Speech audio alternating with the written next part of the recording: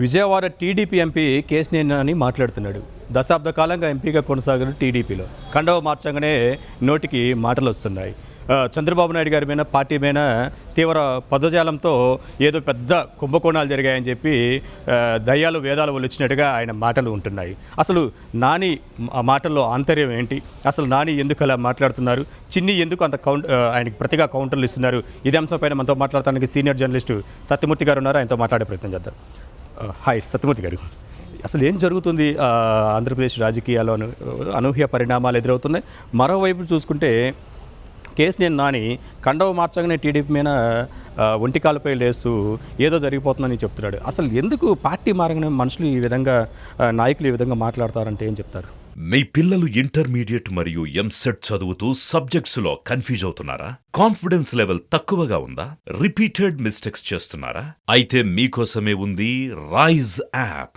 1 lakh question bank, performance analysis, online classes by experts, ఇంకా మరెన్నో features తో మీ ముందుకొచ్చింది rise the perfect guide. Description లో ఉన్న లింకును ఉపయోగించి సబ్స్క్రైబ్ అవ్వండి. ఇప్పుడు మిగిలిన వాళ్ళ సంగతి ఎట్లా ఉన్నా కేశినేని నాని విషయం చూస్తే మనం మొదటి నుంచి కూడా ఏ రోజున కూడా అతను పార్టీ లైన్లో పనిచేయలేదు. పార్టీ పరంగా ఏ నిర్ణయాలు తీసుకోవాలి, లేదు పార్టీ కార్యక్రమాల్లో పార్టిసిపేట్ చేయటం. అంటే ఒక్క మాటలో చెప్పాలి అంటే పార్టీ కేశినేని నానిని మోసింది కానీ కేశినేని నాని పార్టీని మోయలేదు. ఇది ఒక్క మాటలో మనం దాన్ని సూత్రీకరించవచ్చు. అంటే పార్టీకి కేశినేని నాని మొదటి నుంచి కూడా బర్డెన్ అయిపోయి ఉన్నాడు, భారంగా మారి ఉన్నాడు. కానీ ఏంటంటే చంద్రబాబు నాయుడు మనస్తత్వం ఏంటి అంటే కేశినేని నాని చుట్టూతో ఉన్న లీడర్లను పిలిచి లేదు ఆయన కలుపుకొని వెళ్ళండి అని చెప్తాడు. అంతే తప్ప కేశినేని నానిని పిలిచి తిట్టడం కానీ మందలించడం కానీ ఇటువంటి పనులు ఆయన చేయడు, సహజంగా చేయడు, మామూలుగానే చేయడు. ఎందుకు అంటే ఆయన ఒక పార్లమెంట్ సభ్యుడు, ఒక సీనియర్ లీడర్గా మనం గుర్తిస్తున్నాం కాబట్టి ఈ మిగిలిన నాయకులందరూ ఆయన మాట వినాలి అని ఒక సూత్రం అయింది. అది మంచిగా చెడు అనేది పక్కన పెట్టండి. దాన్ని కేశినేని నాని ఏం అర్థం చేసుకున్నాడంటే అది చంద్రబాబు నాయుడు బలహీనత అని ఆయన అర్థం చేసుకున్నాడు. చంద్రబాబు నాయుడు బలహీనుడు కాబట్టి నన్ను ఈ విధంగా ఒక పెద్దరికం ఇస్తున్నాడు అన్న ఒక్క దీంట్లోకి కేశినేని నాని వెళ్ళిపోయాడు, విచ్ ఈజ్ రాంగ్.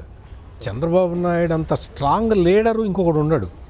ఎందుకంటే ఆయన ఒకసారి నిర్ణయం తీసుకున్న తర్వాత బ్రహ్మరుద్రాది దేవతలు వచ్చి చెప్పినా కానీ వినడు. కానీ ఆయన చాలామందికి లాంగ్ రోప్ ఇస్తాడు కాబట్టి అందరూ ఏమనుకుంటారంటే ఆయన టఫ్ డెసిషన్ తీసుకోడేమో అనుకుంటారు. ఆయన టఫ్ డెసిషన్ తీసుకోవడానికి ఆయన వెనకాడు. కానీ లాంగ్ రోప్ ఇవ్వటం వల్ల ప్రతి రాజకీయ నాయకుడు కూడా అనుకుంటుంటాడు అనమాట, చంద్రబాబు నాయుడు మనకి లీనియన్స్ ఇస్తున్నాడు, చంద్రబాబు నాయుడు మనకి మనం అంటే భయపడుతున్నాడు అనుకుంటారు. అవును, యాక్చువల్గా ఇప్పుడు కేశినేని మాట్లాడటానికి చాలా కారణాలు ఉన్నాయి. ఆయనకేదో భూములు ఉన్నాయి, ఆ భూములకి దగ్గరలో రాజధాని ఏర్పాటు చేయలేదు, అందుకే కేశినేని నాని అలా మాట్లాడుతున్నారని చెప్పి ఒక వర్గం కూడా చర్చించుకుంటుంది. ఇందులో నిజముందంటారు? ఇప్పుడు కేశినేని నాని ఎందుకు చేశాడు ఏంటి అనేది అందరికీ తెలుసు. మరీ ముఖ్యంగా విజయవాడ ప్రజలందరికీ తెలుసు కేశినేని నానికి తెలుగుదేశం పార్టీ ఎంత గౌరవం ఇచ్చింది, ఎంత ఇది చేసిందని. ఇంకోటి ఏంటంటే ఇప్పుడు కేశినేని నాని ఆ భూములు వ్యవహారాలు ఇవన్నీ మనం ఇప్పుడు చెప్తే ఏమవుతుంది అంటే ఆయన పార్టీ నుంచి వెళ్ళిపోయాడు, పార్టీ నుంచి మారిపోయాడు కాబట్టి తెలుగుదేశం పార్టీ వాళ్ళు ఎలిగేషన్ చేస్తున్నారు అన్న సెన్స్ వస్తుంది. ఆ తెలుగుదేశం వాళ్ళు చేసిన ఆరోపణలని మనం చెప్తున్నాం అన్న సెన్స్ వస్తుంది. అందుకని మనం ఆ వివరాల జోలికి వెళ్లకుండా కేశినేని నాని, ఇప్పుడు కేశినేని నాని కాదు, ఎవరు అడిగినా కానీ చంద్రబాబు నాయుడు అన్డ్యూ ఫేవర్ చేయడు. ఇదానికి ఏదో ఒక అడ్వాంటేజ్, సార్ నాకు అది అడ్వాంటేజ్ కలుగుతుంది సార్, మీరు నాకు చేయండి, నాకు 100 కోట్ల లాభం వస్తుంది అంటే చేయడు ఆయన. అది చంద్రబాబు నాయుడు బేసిక్గా అదే వెళ్ళి సార్ మా ఊరికి రోడ్డు కావాలి, మాకు ఇది కావాలి, మేమేదో కాలేజ్ పెట్టుకుంటున్నాం, దానికి బిల్డింగ్ కావాలి, ఆ బిల్డింగ్ ఫండ్ తక్కువ పడది, ఇటువంటి పనులు అడిగితే ఆయన చేస్తాడు. అంటే అది బేసిక్ డిఫరెన్స్ అది ఉందన్నమాట. అందుకని కేశినేని నానికి అది ఏదన్నా మనసులో ఉంటే ఉండొచ్చు, నాకు ఆ విషయం నాకు పెద్దగా ఐడియా లేదు. కానీ చంద్రబాబు నాయుడు మాత్రం అధికారంలో ఉండగా అటువంటి పనులు చేయడు. గతంలో రాజధాని ప్రాంతంలో అనేక అభివృద్ధి కార్యక్రమాలు చూసాం. విజయవాడ బేస్ చూసుకున్నా కానీ మనకి పట్టెసీమ నుంచి నీళ్ళు తీసుకొచ్చి సాగునీరు అందించారు ఆ విజయవాడ పార్లమెంట్ పరిధిలో. రోడ్స్ డెవలప్మెంట్ జరిగింది 2014 నుంచి 2019 స్పాన్స్లో. కానీ ఈ అభివృద్ధి ఆయనకి ఏం కనిపించట్లేదా? ఎందుకు ఆ విధంగా చేసిన కళ్ళ ముందు కనిపిస్తున్న అభివృద్ధిని కూడా అబద్ధాలు ఆడుతున్నారు? అంటే ఇప్పుడు స్వార్థము, మనకి ఈ అంశాలు మనకు కావాలి, మనకి వ్యక్తిగతంగా మనకి లాభం చేయలేదు, లేదు మనకేదో పెద్దపీట వేయలేదు, లేదు మనకేదో ప్రామినెన్స్ ఇవ్వలేదు అని ఆలోచించే వాళ్ళకి ఇటువంటివన్నీ కనపడవు. ఇప్పుడు కృష్ణా డెల్టా కానీ కృష్ణా డెల్టా స్టెబిలైజేషన్కి రకరకాల ప్రయత్నాలు చేశాడు చంద్రబాబు నాయుడు అధికారంలో ఉన్నంతకాలం. ఇరిగేషన్కి టాప్ ప్రయారిటీ ఇవ్వటమే కాకుండా ఈ మొత్తం కృష్ణా డెల్టా స్టెబిలైజేషన్కి రకరకాల ప్లాన్లు వేశాడు, అందులో దాదాపుగా సక్సెస్ అయ్యాడు. అటువంటి పరిస్థితులు ఇవన్నీ కూడా చూడరండి. ఇప్పుడు పార్టీలో మనకి చంద్రబాబు నాయుడు ఇప్పుడు ఆయనకి విషయం ఏంటంటే, అసలు విషయం ఏంటి అంటే, ఇది ఈ మొత్తం ఈ వ్యవహారాలన్నీ కాకుండా అసలు విషయం ఏంటి అంటే, కేశినేని నానికి టికెట్ ఇచ్చే అవకాశం లేదు తెలుగుదేశం పార్టీ. ఎందుకంటే కేశినేని వాళ్ళ బ్రదరు కేశినేని శివనాథ్కి టికెట్ ఇవ్వాలి అనేది తెలుగుదేశం పార్టీ నిర్ణయం. ఏ టికెట్ అసెంబ్లీనా పార్లమెంటా ఈ డీటెయిల్స్లోకి మనం ఇప్పుడే వెళ్ళొద్దు, ఎందుకంటే తెలుగుదేశం కూడా అంత అడ్వాన్స్డ్ స్టేజ్కి రాలేదు.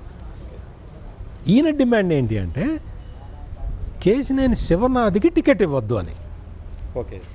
నాకు టికెట్ ఇవ్వాలి అని అడగటం వేరు, ఫలానా ఆయనకి టికెట్ ఇవ్వద్దు అంటాం వేరు. ఫలానా ఆయనకి టికెట్ ఇవ్వద్దు అని నువ్వేంటే చెప్తావు? అది నీకు లేదు, అది పార్టీ డెసిషన్. ఈయన మొదటి నుంచి కూడా ఇప్పుడు తెలుగుదేశం పార్టీకి చాలామంది అంకిత భావంతో పనిచేస్తుంటారు. అందులో బోండం ఉమ ముఖ్య నాయకుడు. ఆయన మీద ఎలిగేషన్లు చేయటం, ఆయన అందరితో ఎవరితోటి మాట్లాడలేదు.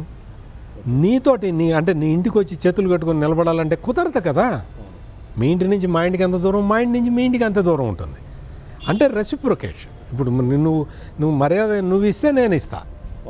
సో ఇటువంటి పరిస్థితి అయినా సరే పార్టీ అధినేత చంద్రబాబు నాయుడు మాత్రం కేశినేని నానితో కలుపుకెళ్ళండి అనే చెప్పాడు ఆయన.